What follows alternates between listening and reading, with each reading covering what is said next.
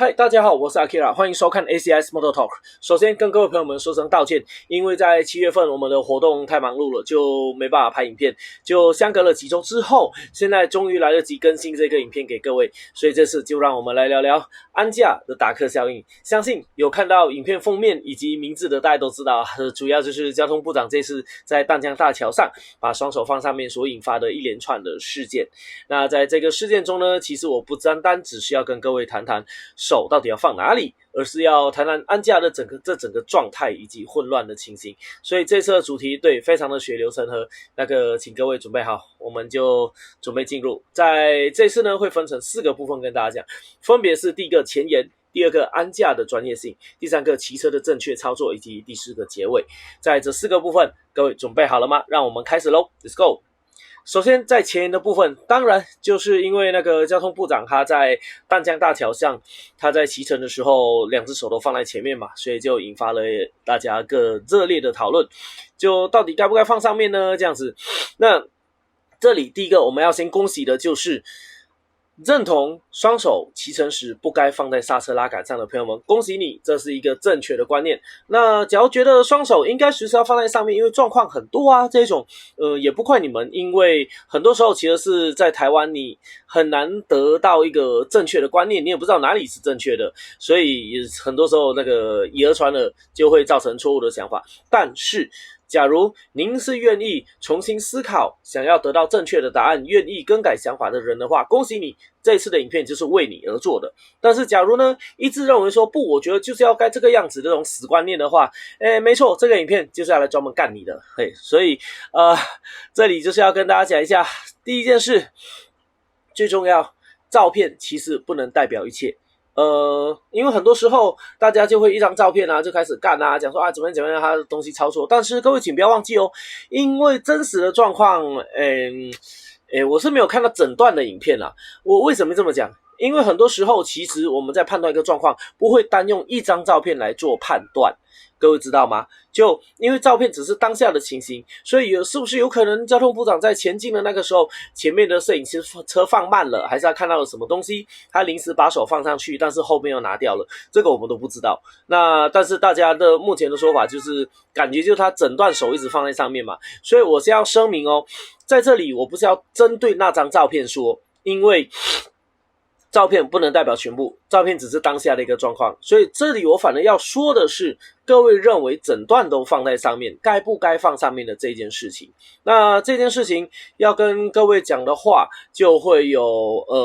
很多前置的层面，所以这个部分我们就是要跟大家好好聊起来的部分。接下来我们就来到下一个，安驾的专业性，它到底是怎么样子呢？在安驾的专业性中，我们前面要先跟各位讲，请各位试想想看一个状态哦。今天假设你要去医院动手术，然后呢有2个医生，一个是他有证照的，是从真正的那个国立不管国不国立啦，反正从医学大学那边读完然后到毕业然后取得医生证书然后真正执业可以动手术。一个是没有证的，那请问你会选哪一个呢？我想大家答案都一样吧，对不对？那同样我们把这个问题套用到所谓的心理咨商师，套用到建筑工程师，在的情况下，我相信大家答案绝对都是一模一样的。但各位有想到为什么吗？为什么会这样子的选择呢？因为这些事情事关人命对不对？所以当事情不太重要的时候，其实你就不会很介意它。例如路口卖冰棒的他们的什么卖冰棒的阿姨是不是专业卖冰棒的还是什么有没有证？没有这种东西嘛，对不对？或者你要修一只手机，你也不可能说请出示你什么读过什么手机大学机械工程硕士博士，然后要有这个认证才能修我手机，没有吧，对不对？那因为这些东西都不关系到生命，所以就没那么严谨。但是一旦关系到生命安全的东西，我们在对待的状况下都是非常严谨的。所以刚才说的不管是医生建筑师心理咨商师，这一块都是这样。但是很多人忽略掉了，其实安驾也是会直接事关生命的。安驾的操作你只要错误，非常容易发生意外。所以我们在跟各位说，真正在交通发生意外的时候，很高的几率都是因为人为的不安全驾驶而造成。其实很多时候的车祸，你真正去看啊，人家说那个，什么路太歪啊，什么路不正啊，然后这边的什么有巷口啊，怎么样啊，道路设计不良一大堆。我说真的，那都是放屁，因为你真正去看正确的安驾指导的话，他把这些东西视为是路上的危险源。那危险源这一块就不是我们该去思考、该去处理的东西。我简单举个例子嘛，就像今天士兵学打仗。难道你会说，敌方对我开火不通知我一声没礼貌，对不对？你说士兵学打仗会学这种东西吗？不会嘛。所以当然安驾也是一样，我们在路上有各种状况，我们都是要感知到危险，认知到危险，知道危险，以及知道怎么应对这个危险做操作，这个才是真正学安全驾驶的关键啊。那当然我们来讲，为什么台湾对安驾都不重视呢？因为其实这是有很多台湾的历史缘故啦，跟交通的关系非常大。那接下来我要讲的东西呢，非常敏感。那而且讲真，其实大家都知道，大家都懂，但是没有人敢说。因为这种事情呢，讲了也没钱赚，然后反正你可能一出事，这一次就让我直接敢敢的把它说出来。其实台湾的交通设计就是国家的提款机，我直接讲穿了啦。他们原本的设计就是这样子啦。为什么？因为你从一个国家它重不重视交通，不是说什么高架桥盖得好不好啊，路口弄得好不好。第一个我们先看的就是考照制度。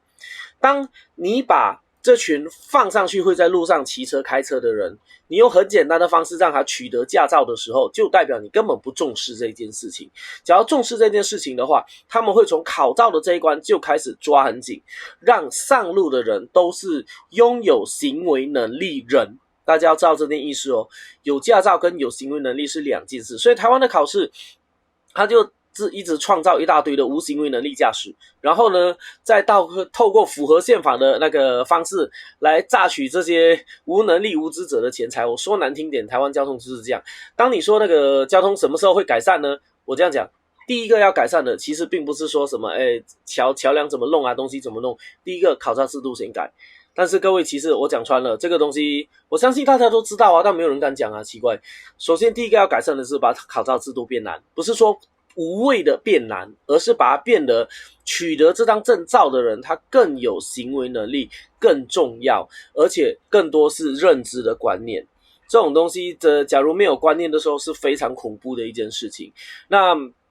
当然另外一个执行就是罚单嘛，其实大家都知道 75% 分给直辖市或者县， 24% 分给处罚机关， 1% 缴国库。那请问这整个交通罚单里面几趴用在道路安全，用在的安全驾驶推广？0，我敢直接说是0，几乎近乎0。所以从这种情况下，我讲难听点，我今天的影片我也不避讳啊，我也直接讲啊，台湾交通就是没有想改善嘛，它就是不断的给国家去做，应该讲我说难听点，就是不断的给各县市政府有钱啊。对，然后政府不一定，中央不给你钱啊，那你自己跟地方人民拿钱吧。我讲现实面，讲最难听一句话就是这样，这种东西我相信大家都知道，只是没有人敢讲出来。那至于你说考照要提升吗？那要提升考照的难度，让那个建立正规的安驾系统提升骑士的水平，这种方式其实才是真正把一整个交通变安全的方式嘛。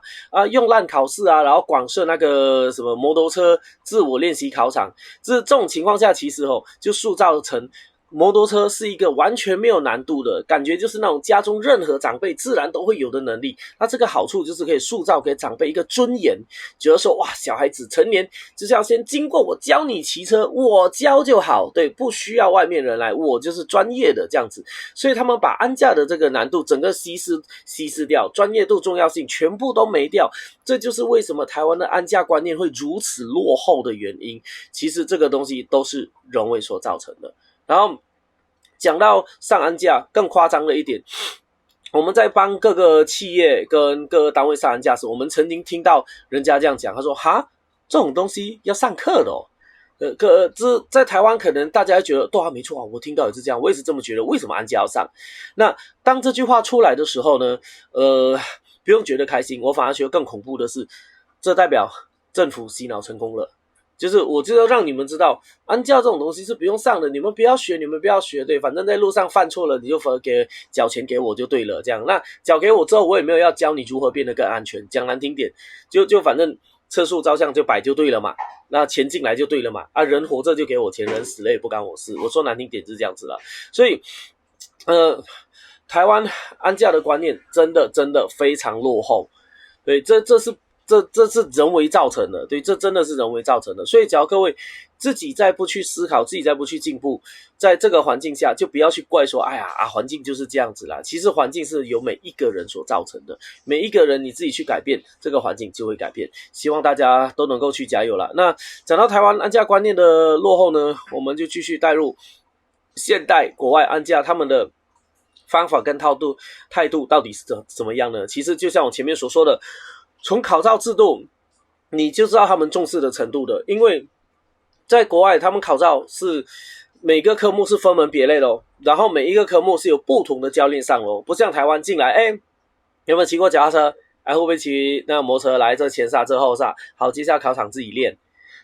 这大家很熟悉。但是在国外不好意思，他们从前面的那个驾驶理论，从前面的道路法规这些东西，每一堂课都是很严谨的一堂课，是真正上到时间满的一堂课，不是那种过来讲个5分钟，然后就直接练考场，练完那个每一天练个50分钟，练完5天后下礼拜一考试，然后就拿到驾照不是这样子的，他们每一个科目都很严谨，然后甚至每一个科目都有不同的教练帮你上课。那就像前面在教加速安驾应该讲加速减速的时候，你下面接着转弯，那当转弯的教练在教时，他发现不对，你的加减速根本不确实的时候怎么办？这个时候他们是有回溯制度的哦，他是会直接回说这一个学生的加减速是哪个教练教的，我觉得他不合格，然后跟上面反映，上面会直接把那个教练拉过来，你为什么觉得他合格，你为什么放他过去？假如是没有到标准，你直接放他过去的话，那个教练是会直接惩罚的，对，他们是直接惩处理，然后所以这每一个课程都有责任归咎制，变成怎么样？变成每一个教练不敢随便放水，他们所教的项目都会非常努力，然后非常让人家能够达标，我才愿意放你去下面，因为我随便放你出事情我要负责。所以在国外的那个驾照的考试是这样子的，就是从上课时他们就建立每一段，所以这个学生每一个项目跟谁学，在哪个驾训班学，这种东西全部都有记录，然后出事的时候直接拉回来。假如这么做的话，那你觉得哪个驾训班敢乱教啊？当然没有啊，但台湾有吗？就是没有，对所以这种做法很重要的事情，不是只是说什么收钱啊变难啊，不是，只要通过这整段训练出来的人，所有国外的驾驶都有一个习惯，就是他除了让人民可以知道安驾观念的重要性，也建立起驾驶的专业度跟责任感，这个是非常重要的。就像之前曾经有看过一段话，有个台湾的人他到英国那边去考驾照，然后他虽然已经考过了但他自己再去报名再上一次，他的讲法是什么？他说怕自己的那个开车技术不好，出去会害到别人，所以这堂课我再花钱再上一次。那这种东西可能人家就觉得哇你傻了，这个自己去停车场绕一绕不就好了吗？在台湾都会这样子对不对？但是那个台湾人到了英国之后，他受到他们的影响而去做这件事，你觉得这件事是笨吗？不，我觉得这个才是真正为自己的行为负责啊，只是觉得说会考量到别人，不是只是我爽所以这个是非常重要的。那我们来讲一个合格的安驾教练的条件是什么？各位，我们讲的是安驾教练在台湾我觉得现在真的是胡乱，每个人都是安驾教练的啦对，就是大家都喊安驾，我安驾超厉害的。对，我真的我以前上班的时候，我也看过有人跟我讲我的安驾超好的对，但是其实他连起步后方确认这个动作都没做。所以知道了吗？这种情况下，在台湾目前的状态就是因为安驾的那个观念跟重要性已经被整个环境贬到不能再低了，所以大家才会建立起错误的观念。我希望透过这个影片让大家重新知道安全驾驶这个东西，它是在国外是非常的重视，非常的重要，以及有非常完整的体系的。所以现在我们来跟各位，当一个人他说我要跟你谈安驾，对，甚至他说我是安驾教练的时候，甚至教练2个字，甚至我教你安驾这种东西的时候，它到底有什么样的门槛？它到底有什么样的证呢？当然第一个最简单的就是台湾汽车驾驶人教练证。当一个人他必须要有能力成为一个教练，要教人的时候，最低条件就是这个。但是各位听清楚哦，台湾汽车驾驶人教练证哦，汽车，对，没错，没有摩托车，没有重机，所以在这张证里面，我曾经说过它是不太有用的，因为它里面没有谈及多少安驾的观念，更没有谈到摩托车的这些技术等等，所以基本上它的用处就不大。但是虽然用处不大，这个国家的训练中，它仍然有教你一些驾驶伦理啊、道路的这知识等等这一类的东西。所以其实我这么说，当一个人他要来谈及教学的时候，最低的一个条件就是先要取得台湾汽车驾驶人教练证，这是最低。只要连这个都没有拿到的话，那很简单，就无照一生嘛，就这样子嘛。所以知道吗？当一个人说我要跟你谈安驾，我安驾超厉害，你就问他，请问你有这个吗？对，那当然有那个影响不大啦。真正因为那个只是代表你可以在台湾那个怎么讲，驾训班上课教人家考照但是其实它跟安驾沾不太到边。对，真正你要说跟安驾沾上边的，就是所谓的安驾指导员。那安驾指导员的这个证照，他基本上在台湾拿不到，对，他必须要去国外拿。对，因为安驾指导员的这个证照呢，它是要有一个合格的机构以及认可的机构，甚至最后回溯回日本最原本的那个安驾中心，他们所认可的这个发给你才有用。所以并不是一个路边的人来跟你说我发一张的那个安驾证给你就有用咯对，那更重要的是他这张证是要透过考试的，不是说我来就有的。所以其实有些人就说我要去日本上安驾啊，这样子对不对？之前人家很嗨嘛，就讲说我要带你去日本上安驾啊，感觉这是什么上完回来我好像就变安驾教练。不好意思，这边我要跟各位讲清楚一件事情，所谓的去日本上安驾的那些状态呢，跟在台湾我们所教的是一模一样的。对，其实去日本上完安驾回来跟我们教的东西基本上没有太大的差异。所以之前有学员跟我说，哇，他一开始觉得好嗨可以去日本拿安驾证照这样他觉得好像很屌这样，他说反正就是有钱嘛，我去试试看嘛这样。结果他上完回来跟我说，教练我后悔了，看那个我们去那边花了3万多块，然后去上完那些东西，但他的感觉是其实在日本那边也就跟我教的一模一样啊，甚至还教的比较少一点。所以他说我这边去日本1/10的价钱教的东西就比较多。所以我要让大家知道一件事情就是通常国外这种很好取得的东西，价格很低的东西，这些基本上都是所谓的修业证明对，代表你有来过就像那个八达岭万里长城呢，上面不是有一个证书吗？我登上万里长城了，但是你拿着那证书，你不可能去跟人家说我要找工作，我秀出这张证书给你，或者是我要当体育教练，我给你看这张证书，没有人会认的，知道吗？所以所谓的什么日本取得安驾证照，不好意思，那个真的只是一个那个玩玩的就好了。对，就是让你有个观念，然后跟台湾这边我们上的都是一模一样的。那真正的指导员，国际指导员的证照呢，那张证照非常难取得。第一，光价位就可以吓退很多人了。很多人觉得哇，那个什么3万2万就可以拿到一张，不好意思，我们真正的国际指导员证照一张至少12万，而且那个不是说你直接想我想去考就可以了。他的那个考试通常你只要没有任何的经验，应该讲不管是教学经验是技术能力什么都没到的话，是没有人能够让你去的。因为你也不是一通电话打去单位说林北有钱我要来考就直接让你考。他问请问你有教学过吗？你的安驾有训练过吗？你的能力在哪里？你的什么东西在哪里？你知道吗？这些东西就一步一步上来，就不是像一个人走过去说哇林北物理超厉害，我要直接去考那个台大物理博士那种。对，他们都要知道你的过去的履历跟能力，然后呢才能够让你进来做这趟指导员的国际指导员的训练，然后让你去考得这张证照。所以就是要跟大家讲这件事情，这个东西不是随随便便就可以拿到，这个很难拿的，不然这种东西就满烂大街啦。那台湾目前拥有这张证照的应该就有30多位吧。然后真正拥有这张证照还同时在教道路安全驾驶，我讲的是道路安全驾驶，不是考照在做这件事情的人应该只剩下10多位吧。对，所以这张证照很多人不认识它，很多人都不知道，但是它却是在国外会受承认是真正有用的东西。那我们来讲证照这件事情呢，不是说拿来压人的，而是证照这种东西它是有责任制的。他不是随便一个人来就可以乱发，各位要知道这件事情嘛。所以我讲这个东西不是要来耍老大哦，我们是要跟各位说一件事情，证照这种事情它不是让你来炫耀，但是它对你有连带责任。因为当一个人他拥有一张证照时，他不能乱说话，他胡说八道的话，人家都可以追溯回来，哎，这个人胡说八道乱讲话，那发证的单位可以查回来说，哦，他到底是谁，他怎么样，他为什么做这件事情，好，你做错事了，我要取消你的证，甚至终身不能再考。所以各位知道吗，我们来谈前段我们会这么大段来谈安驾证照这种东西，除了是给各位建立安驾它的专业性以及重要性以外，这里我们最重要的是跟各位说，今天我坐在这边跟大家讲话，我是拥有正统的资格，而且我说话必须要负责，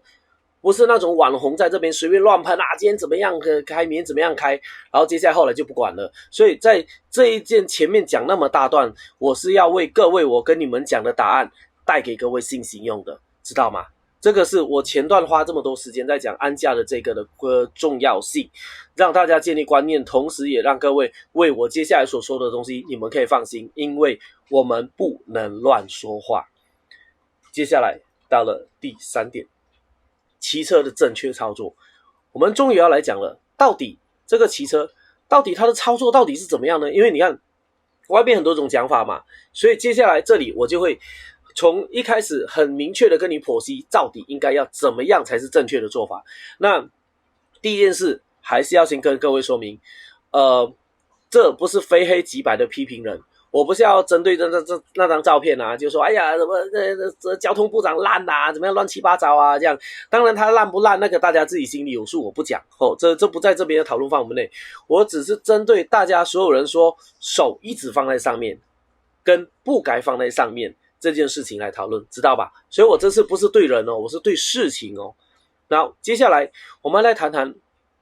手一直放在刹车拉杆上，它到底是对的还是错的？当然前面我也讲好几次啦，这是错的啊。那这个错难道只有在安驾领域错吗？是所有领域都不行。各位听清楚了，所有领域，不管你是玩赛车的，你是玩滑胎的，你是玩越野的，你是玩 ATV Enduro 的，都一样。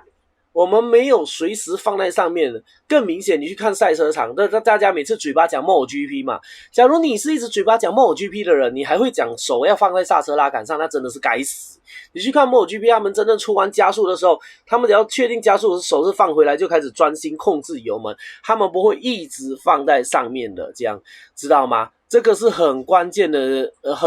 一件事。那为什么我们不能这样放着操作，而是要去抓这个呢？因为有一个最重要的事情，油门是有细腻度的，记住咯，这个是很专业的事情哦。而且其实这个是很基础的观念，只要你上过正统的安驾 Level 1的第一个训练项目，你就会知道了，知道吧？所以只要真正上过我们正统安驾 Level 1甚至第一堂课，它的第一个项目，你就知道油门是需要细腻控制的，不是只是刹车，是油门。所以有上过课的人，这自然就没有问题。但是没上过课的人就一直天花乱坠的喷。所以知道了吗？为什么我会说，只要讲手一直要放在上面啊，到处都很危险的那种人，肯定没有上过正统的安驾，也没有正确的安驾观念。就是因为这种东西，第一堂课第一件事我们就讲了，而且在训练中，我们叫你做细腻的油门控制，不是莽开，知道了没？所以为什么我们的手不会放在刹车上面，而是会细腻的抓住？因为油门需要细腻操控。但假如会有人，当然一定会有人会喷说啊，什么油门细腻操控，林北超厉害，油门1到0，讲这句话的人，保证只是骑小速可达的小屁孩而已。我试试看，我给你一个海牙布萨，你去这样操作看看啊，知道吗？当有骑到大型重机，有提到大排量车子，你就知道油门的细腻度是非常重要的，不是随便乱灌，是你整只手要抓上去之后，开油的开度要细腻的控制它，你才能够完整的操作，这个就是所有的关键。好，那到下一个问题了，人家就说对啊，都对了，你跟我讲封闭场地，你跟我讲赛道了，但在路上状况不是很多啊，不用预防哦，这样讲出这句话的人，他不会凸显了自己多厉害，反而更加暴露出自己从来没有上过正规安驾，是个足的外行人。因为在安价里面，我们就有风险评估这个项目。风险评估项目做的东西是什么？就是当你在加速时是确实加速，但是当前方的每个状况你评估它可能有风险的时候，我们就会做确实减速动作。例如不管过一个盲弯啊，过十字路口，过有交叉路的地方，或者过你觉得可能有车会出来的地方，那个时候我们都会做一件事情，我们就会开始收油，然后轻轻的含着刹车，开始准备做减速，把你原本的速度减到在这些地方发生状况时你都可以停下来的安全速度。这个就是安驾的风险评估。所以听到这里你们知道了没？我们的手不是放上面，是直接开始减速，但是这个减速并不是人家每次的1到0啪啪啪，而是很多时候我们的减速是手轻轻含着，让车辆的荷重从后轮移到前轮，前叉微微压缩，然后开始进行不断的减速，然后把你的速度减到危险路口的时候你的车速是可以任何状况都停下来的状态。这个就是我们的风险评估与安全减速，知道了吧？所以我们手不是放上面，是减速，然后减到过路口确认安全结束时，你手指放回来继续加速，知道了没？所以其实我们在骑车在路上的时候，不是只是一直定速骑的，我们是一直加速，还有风险评估减速，然后减速确认完成后重新加速再减速，知道了吧？我们在路上不是这样死骑的，是身体一直在动，脑袋一直在动，所以我们一直说骑车脑袋都要一直在转，就是这样子。这就是安驾基础里面最基础的观念。所以这个东西是非常非常基础的，就我不知道外面人在吵什么，这是我也不知道那个优越感在哪里，所以我只要讲一句话，这种东西只要你学过正统安驾第一门课，你就不会有任何疑问，你就知道这应该是要怎么样了，知道了吧？所以我再讲一次哦，手不放刹车不是代表不刹车，是代表不需要的时候去抓油门做细腻控制，有危险感知的时候减速才会放上来，这是正统安驾的做法，这个就是正统的安驾，知道了吗？那当然有一种特殊状况，就是像你看那顶级的什么 MotoGP 赛事啊，或者什么出弯啊，他们甚至还会一直抓着刹车出弯，对不对？有没有看过那个什么糟糕我忘了他名字Quartararo，对 Quartararo 他在出弯的时候还会抓着刹车，也有讲这件事情。当然这已经是进阶的操作，不是道路安驾的操作了，这一块我们就不这边细说，我们直接放到会员频道跟大家慢慢细谈。好，讲完这些终于应该懂了吧，对不对？假如我觉得有脑袋有思考的，在此刻你们应该知道真正该怎么操作，关键在哪里，为什么我们会这么说了。所以最后我们来到第4个结尾的部分，最后我们快速跟大家讲，第一件事，安驾不难，每个观念跟技术都是非常严谨的，你一错就全错了，知道吗？所以它不是难，它是严谨。第二，你要认清安驾的专业性跟教练的认证，证照不是拿来炫耀的，而是约束每一个有能力的人他们说话的责任。那第3，就让我们自己来安利一下ACI 这边拥有完整的安驾课程，然后虽然只有列出摩托车的领域，但是其实在汽车安驾那一块我本身也都有在教，所以有兴趣的人欢迎直接联系我们，在这里我们都可以安排你完整的项目。这就是今天为大家所做的分享，相信这一集下来各位应该都非常清楚到底真正该怎么操作，而且很多东西其实不难，在安驾里面你上过你就会的了。那基本上就是这样。假如喜欢这个影片觉得有帮助的话，欢迎帮忙我们按赞订阅分享和开启小铃铛。那假如这个影片是 bullshit 的话，也欢迎在里面干掉，但我还是要先说一句话哦，网络上发言是要有责任哦，在上面乱干就只会为你留下一个那个黑历史而已。所以请各位思考好再行动，有什么问题吗？随时问我 OK 啊，都愿意为你们解答。今天的影片就到这里为止，大家下次见，拜拜。